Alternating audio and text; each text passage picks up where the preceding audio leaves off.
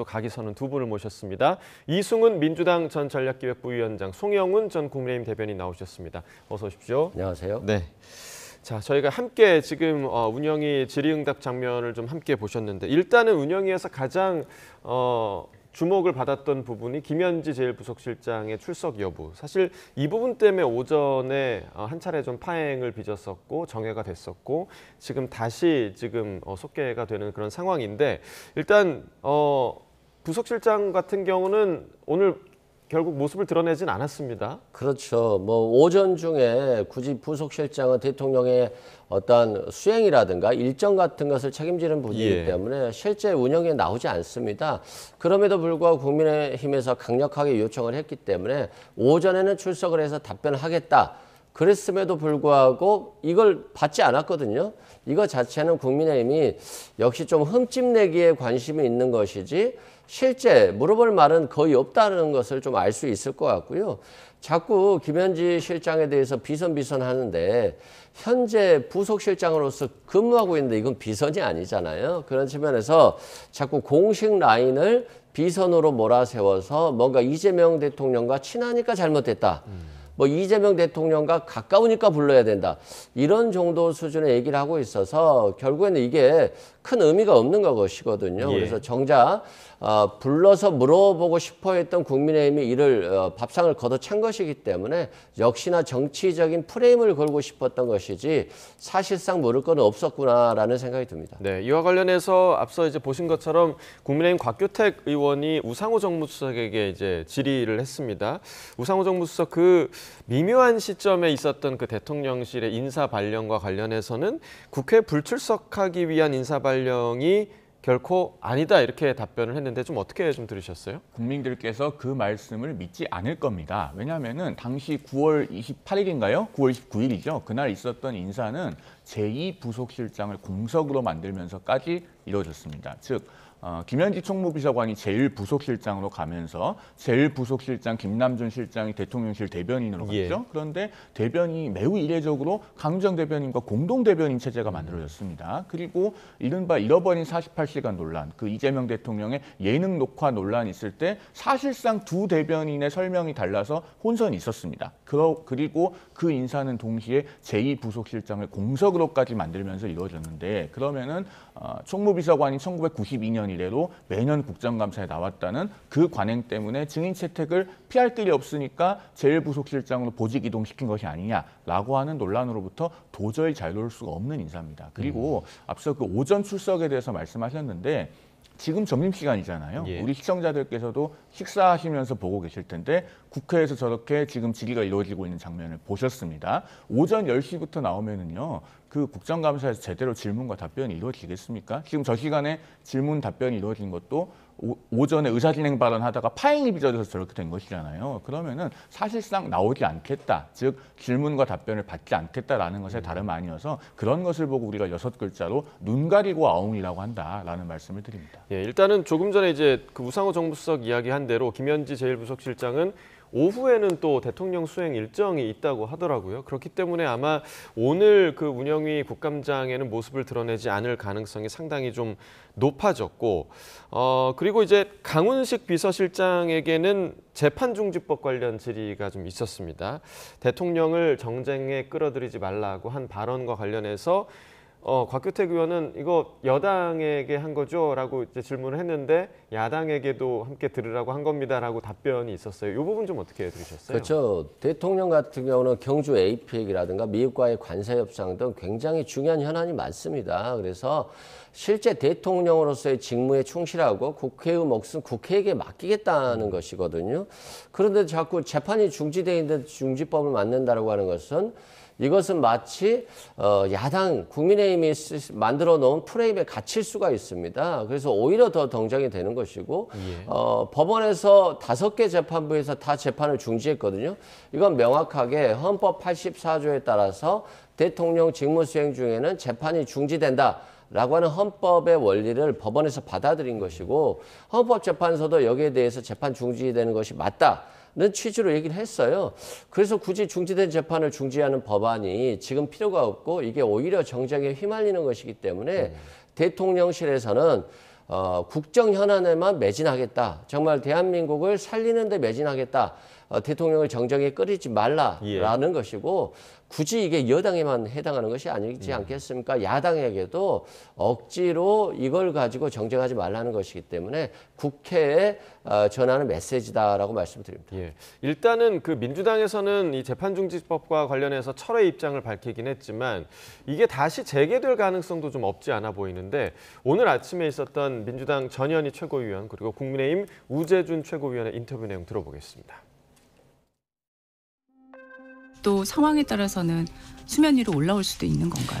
만약에 네. 이 재판이 뭐 국힘의 뭐 이런 이제 주장이나 거기에 만약에 이제 사법부가 부응을 해서 재판이 재개가 될 그런 가능성이 있을 때는 한 번 더 검토를 해볼 수 있는 사안이 아닐까. 그래서 일단은 현재까지는 보류다 이런 상황입니다. 네. 만약에 재판이 재개되고 이런 상황 속에서 무리하게 사법부를 장악하려고 한다면 그 자체는 저는 계엄이라고 해석할 수 있다고 생각을 합니다. 네, 일단 들으신 것처럼 전현희 최고위원은 보류라는 단어를 썼습니다. 그 보류라는 거는 결국에는 가능성을 좀 열어둔 단어인 거잖아요. 그렇죠. 오늘 당장 안 하겠다는 것이지 결국에는 위헌적인 이 재판중지법을 포기하겠다라는 것으로는 들리지 않습니다. 그리고 조금 전에 강훈식 비서실장이나 우리 이승훈 부위원장께서도 헌법재판소가 대통령에 대한 재판을 중지하는 것이 맞다라고 했다고 하셨는데요. 헌법재판소는 그렇게 판시한 적이 단 한 번도 없습니다. 오히려 제가 판례 번호를 말씀드리겠습니다. 헌법재판소 부사헌마 246 결정을 보면은 당시에 헌법재판소는 각국의 대통령들에 대한 형사상의 특권을 3가지 유형으로 정리를 해서 쭉 판시합니다. 그러면서 명시적으로 어떤 표현을 쓰냐면요. 어디까지나 대통령의 직무집행과 관련된 행위에 대한 이라는 표현을 써요. 그런데 이재명 대통령이 이미 피고인으로서 받고 있던 형사재판의 혐의들은 대통령이 되기 이전의 일이잖아요. 그러니까 직무집행과 모두 무관합니다. 한 가지 더 말씀드리면 우리 법원은 헌법 84조에 의해서 이미 피고인이었던 대통령의 재판이 중지되거나 정지되지는 않는다는 것을 행동으로 보여줬습니다. 예. 7월 1일에 법인카드 사건 4번째 공판 준비기일을 열었죠. 7월 22일에도 대북송금 사건의 공판 준비기일을 열었습니다.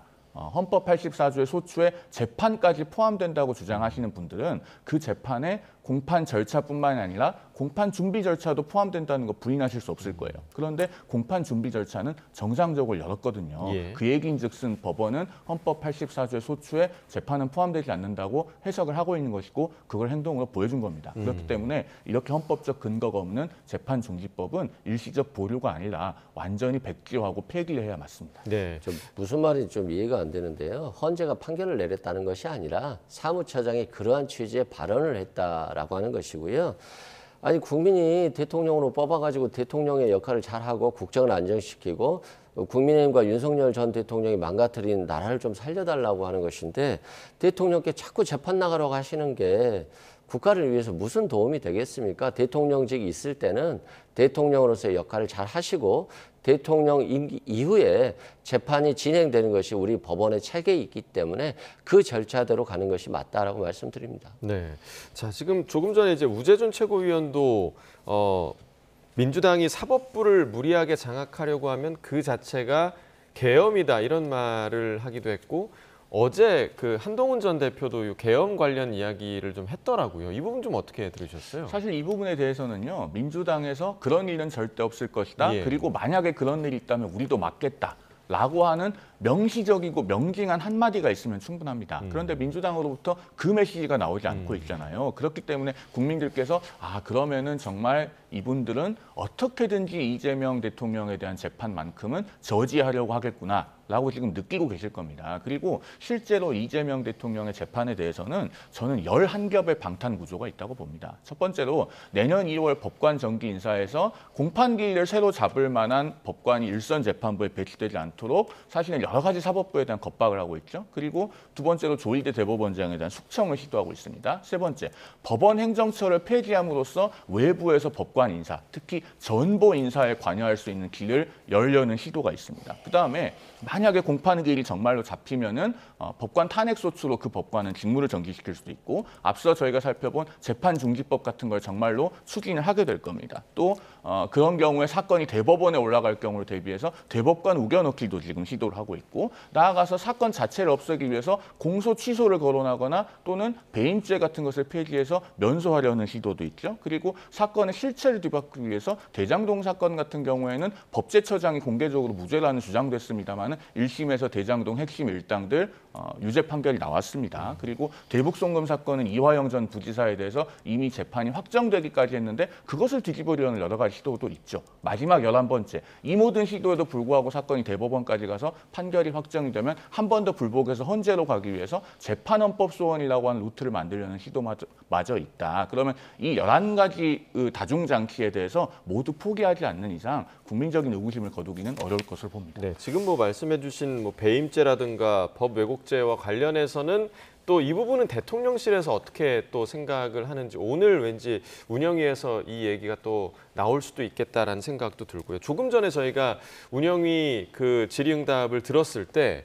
민주당 김영배 의원의 질의 내용 중에 그 계엄 해제 이후에 그러니까 12월 3일 이후에 미국에 윤 전 대통령이 공문을 보내서 외교부 장관 이름으로 조현동 주미대사의 공문을 보냈다. 그런데 이제 트럼프 대통령에게 뭔가를 요청하는 내용이었다라는 얘기가 있었는데 이 부분 좀 어떻게 좀 봐야 하는 거? 그러니까 지금 요지는 비상계엄이 해제된 이후에 주미대사를 이용해서 이 계엄은 정말로 계엄성 계엄이 아니라 그냥 경고만 하려고 했다. 예. 경고성 계엄이다. 그러니까 사전에 미국에 통보하지 않은 것에 대해서 이해해달라. 뭐 이런 취지로 트럼프 대통령이 보냈다는 거예요.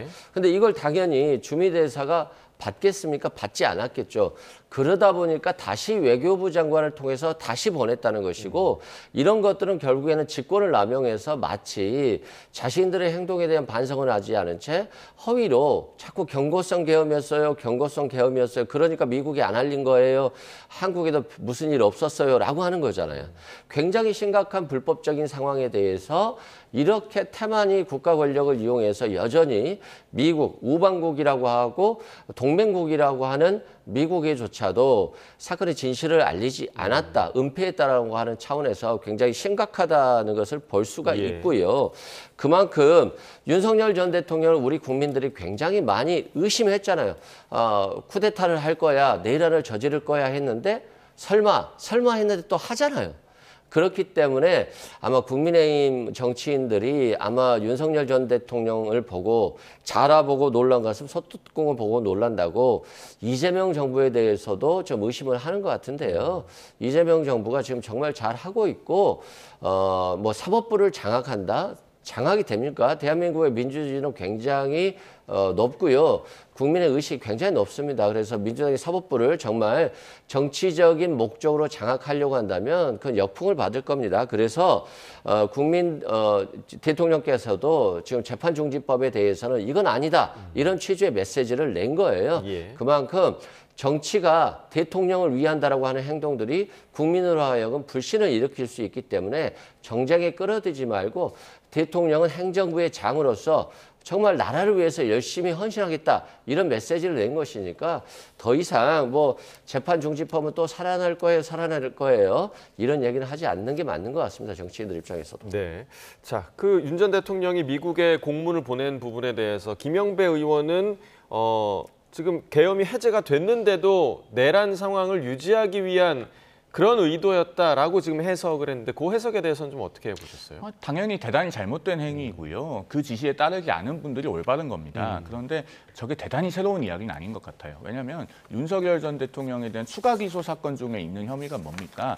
비상계엄 이후에 하태원 외신 대변인에게 프레스 가이드를 주면서 계엄에 관해서 사실과 다른 내용을 외신에 전하겠다라고 하는 그 직권남용 권리행사 방해 부분이 있지 않습니까? 그것의 연장선상에 있는 내용으로 보이거든요. 그러니까 사안 자체는 대단히 새로운 것은 아닙니다. 다만 국정감사에서 거론이 되었고 생중계가 되었기 때문에 이제 우리 국민들께서 많이 접하실 수 있는 내용이 된 것이겠죠. 예. 어쨌든 이러한 부분들은 현재도 관련한 재판들이 이루어지고 있기 때문에 거기에서 철저하게 진상 규명이 되고 나아가서 법원이 유죄로 판단한다면 엄단해야 될 사안이다 그렇게 봅니다. 네, 자 운영위에서 뭐 또 새로운 내용이 나오는 대로 저희가 계속해서 속보로 좀 전해드리겠고요. 저희가 이제 조금 전에 재판중지법 관련 이야기를 나눴었는데 이 부분에서도 사실 당정의 엇박자, 이른바 명청 갈등이 원인이 아니냐 이런 분석도 나왔었는데 어제 민주당에서는 이런 일도 터지기도 했습니다. 함께 보고 오겠습니다.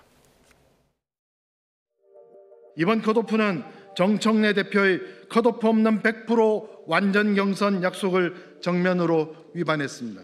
민주적 절차를 무시한 밀실 심사입니다. 친이재명계이기 때문에 불이익을 당했다라는 말들이 많은 걸로 알고 있습니다.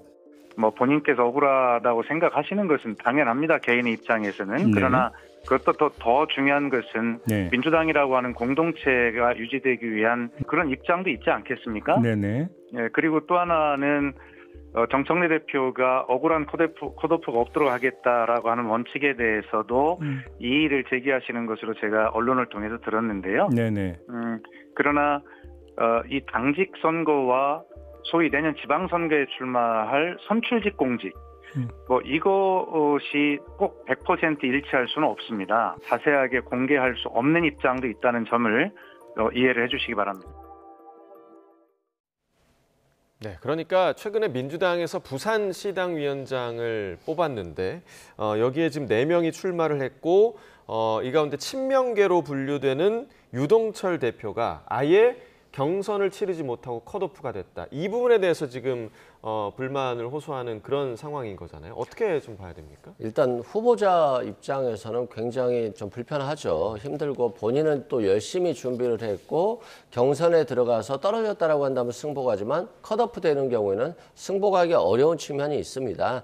그래서 본인의 억울한 부분은 충분히 알겠고요. 또 지도부 입장에서도 여러 가지로 검증을 하거든요. 일반 여론조사를 통해서 지지도를 확인하고 그래서 윗순위 1등이나 2등, 3등 순위까지 경선을 하는 경우도 있고요. 그런 어떤 과정을 거쳤는지는 제가 자세히 모르겠습니다만 지도부 내부에서도 어느 정도 그런 절차는 거쳤을 겁니다. 그럼에도 불구하고 정청래 대표께서 정말 자신이 당원들의 주권을 생각해서 경선이라든가 이런 거 하고 컷오프 얻겠다라고 하는 메시지를 냈기 때문에 지방선거와 당직선거가 다르다는 말은 맞습니다만 그럼에도 불구하고 후보자 입장에서 보면 우리 대표께서 100% 경선시키겠구나 라고 하는 신뢰를 가질 수가 있는 것이거든요. 그런 기대를 또 깰 수 있는 부분이기 때문에 지도부에서 이번 문제를 계기로 정말 후보자들과 잘 소통하고 또 지도부에서도 경쟁력을 확인하고 공정한 기회를 보장할 수 있도록 더 노력한다라고 한다면 이런 잡음이나 혼선들이 좀 줄어들 것 같아요. 이런 잡음이나 혼선이 만약에 커진다라고 한다면 내년 지방선거에서도 굉장히 예상했던 것과 달리 어려운 선거가 될 수 있기 때문에 하나하나 이 잡음들을 제거하고 공정한 기회를 제공하는 방식으로 가면 또 좋을 것 같습니다. 네, 지금 시도당 위원장은 지방선거 공천에 굉장히 좀 깊숙이 관여할 수 있는 자리이기 때문에 지금 이 반발의 목소리가 더 커지고 있는 것 같고 일각에서는 정청래 대표가 친문계와 손을 잡고 차기 대권 도전에 나설 것이다 이런 이야기도 나오고 있고 이것과 관련해서 어제 이제 전해졌던 문재인 전 대통령이 이제 유튜브로 또 시청자들과 만난다 이런 얘기도 들리고요. 이런 지방선거를 앞두고 들리는 이런 민주당 내 잡음들 좀 어떻게 바라보고 계십니까? 대단히 민주적이지 못한 정당의 모습이죠. 어제 유동철 위원장이 기자회견하면서 이런 말을 했습니다. 이유도 명분도 없는 컷오프는 독재다라는 표현을 썼는데 저는 거기에 매우 공감합니다. 정당에서 당사자들에게 납득할 수 있는 이유를 제시하지 못하는 컷오프는 잘못된 것이고 비민주적인 것이죠. 그렇기 때문에 그런 항변이 이유가 있어서 당내에서도 김병길 원내대표나 황명선 최고위원이나 이런 분들이 비판의 목소리를 내고 되고 있는 것으로 이해가 되고요. 예. 다른 한편으로 그런데 친명계도 돌아봐야 될 것이 있습니다. 작년에는 데칼코마니 같은 일이 있었지 않습니까? 이른바 비명행사, 친명횡재라고 예. 당시에 친명계는 또 이런 비슷한 과정을 거쳐서 대거 공천을 받았어요. 그리고 이 지점에서 또 민주당원들이 한번 생각해 봐야 될 것은 이렇게 공천이나 경선에서 비민주적인 일이 발생하면 흔히 쓰이는 표현이 보이지 않는 손입니다. 그러면 그 보이지 않는 손의 범위 내에서의 당원 주권이라고 하는 것이 온전한 당원 주권이겠는가, 이런 부분들을 한번 생각을 해보시고 민주당도 당원들이 당을 더 건강하게 만들려는 노력을 해야 될 것이다라는 말씀을 드립니다. 네, 자 국민의힘 이야기도 좀 해보겠습니다. 장동혁 국민의힘 대표 오늘 오후에 광주 5.18 민주묘지를 찾는다고 하는데, 자, 이 시점에서 어떤 이유로 광주를 찾는 것인지 오늘 아침 발언 함께 들어보겠습니다. 국민의힘은 오늘 광주를 찾을 예정입니다. 5.18 민주묘지를 찾아 참배하고 민주주의를 위해 쓰러져간 5월 영령들의 숭고한 희생 앞에 머리 숙이겠습니다. 5월 정신이 대한민국의 긍지가 되고 역사의 자부심이 되도록 국민의힘은 진심을 다해 호남과 동행하겠습니다.